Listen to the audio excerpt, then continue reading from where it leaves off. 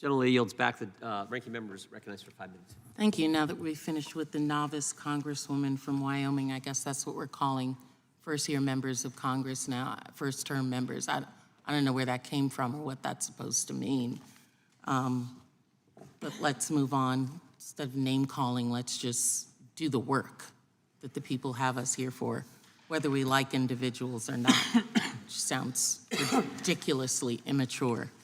There was a discussion earlier about Jack Smith, and it was alleged that he is engaged in bias, partisan actions before.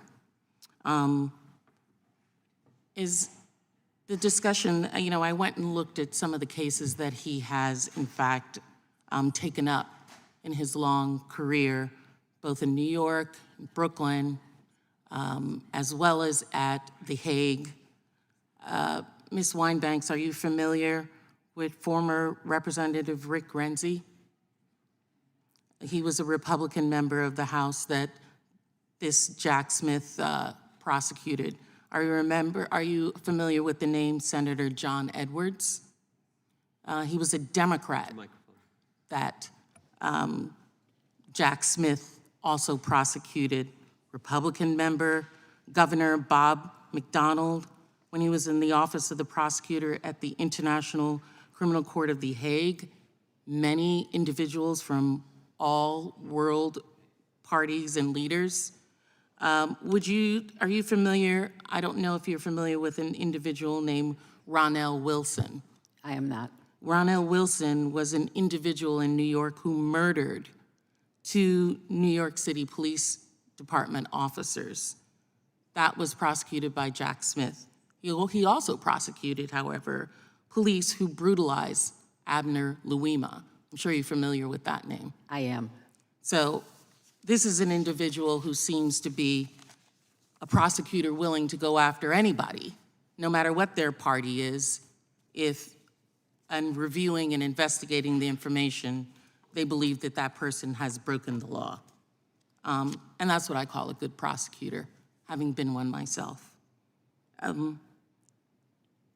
Mr. Hamilton, are you aware that Chairman Jordan filed multiple amicus briefs in the case of Missouri v. Biden, now called Murphy versus Missouri? I am. And in fact, you are the attorney of record on those briefs, is that correct? I am one of the attorneys. Okay. Correct. Thank you.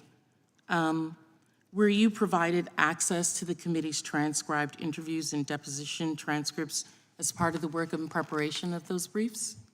I was provided with, yes, information, absolutely. And that included transcribed interviews and depositions? I was provided with lots of information. I'm not going to get into all the details here because doing so would reveal the existence of communications between an attorney and a client. Okay, that's fine. Do you, in your briefs, one of those instances of those briefs, you claimed that the FBI witness told the committee that the supposed Biden laptop was real, quote unquote, suggesting that the FBI had authenticated it. Do you recall that? Do you have the brief in front of you? Yes. Could you read it to me?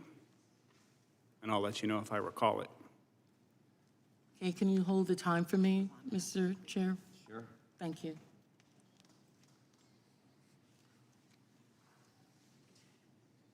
Page 21.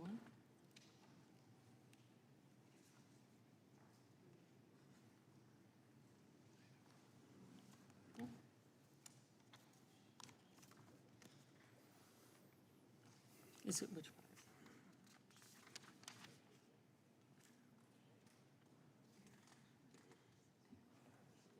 one? Okay. I'm reading from the brief on page 28 of the brief that's listed, brief representatives Jim Jordan, Kelly Armstrong, Andy Biggs, Dan Bishop, et cetera, that was filed with the court on page 28. It states that, but of course the FBI knew not just the absence of evidence suggesting any foreign connection, the FBI knew the laptop was real. Do you recall that? I do recall. Okay. Do you also recall that when the individual stated, the witness later said that, suggesting that the FBI had authenticated it? However, that completely ignored the fact that the witness later said in that same transcription, that same interview, that anyone who claimed that the laptop had been authenticated would be, quote, misrepresenting her testimony. Do you recall her having said that? I can't tell you today if I recall that or not.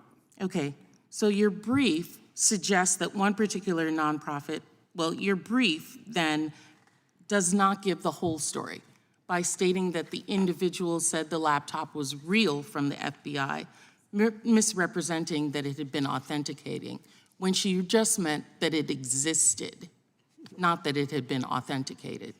Do you know that difference? Are you disputing the reality of Hunter Biden's laptop? I am disputing your brief, which makes it seem that the authentication of what was in the laptop was there. But so I'm trying to understand where you're going. Are you trying? just asked a are simple you disputing question. the contents of Hunter Biden's laptop? I am disputing that it purpose had of been your questioning of authenticated me? by the FBI. Do you know if it had been authenticated by the Whether the FBI? FBI authenticated it You or said not, it the had. You existence said it of had. it was authenticated You because said it it was had real. in the What you're brief. getting into You said it word had in the jujitsu. brief. That's the point. Moving on. I could go literally for hours. Your brief wrongly suggests that one particular nonprofit is in fact a government entity, and even includes a graphic from that nonprofit website that was cropped to omit language stating that the nonprofit is autonomous, meaning it's independent from the government. Literally on and on. It's just like this hearing of misrepresentations of the truth. I yield back. Gentlelady yields back. I would point out that last week the committee deposed Mr. Brady Olson, FBI agent, who said that at the time, October 2020, the FBI had no evidence that the laptop story was a hack and leak operation. No evidence. So they had done exactly what Mr. Hamilton described in his well-written brief. I now recognize the gentleman from Florida, Mr. Stubbe.